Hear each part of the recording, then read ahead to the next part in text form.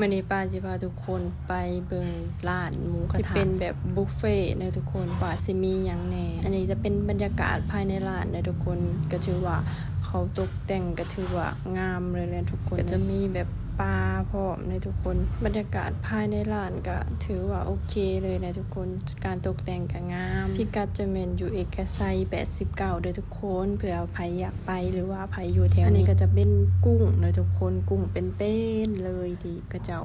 เอามาไว้แบบนี้ของกินก็ถือว่าหลายแห้งเลยทุกคนเลยเดี๋ยวปลาสิจับขึ้นมาให้เบิ่งนะขี่ขึ้นมาให้เบิ่งเห็นบ่ทุกคนแบบเป็นๆเลยเนื้อแบบว่าหวานแห้งทุกคนของคือกระเจ้าจะเติมแบบบ่อั้นเลยเด้ออันนี้ก็จะเป็นกุ้งที่เขาน็อกไว้ให้แล้วนะทุกคนแล้วก็จะมีพวกหอยนางรมนะทุกคนแล้วก็ปูม่าก็มีปูม่าก็คือยังสดเลยแล้วก็หอยอันนี้แน่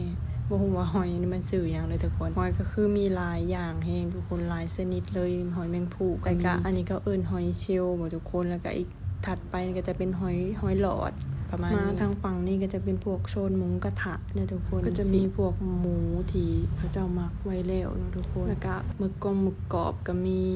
ตามนี่เลยทุกคนปลาดอลลี่ก็มีหลายอย่างแฮงก็เป็นโซนผักนะทุกคนเฮ็ดเข็มแล้วก็ผักกาดก็จะมีส้มตำที่เขาเจ้าให้เฮาตำ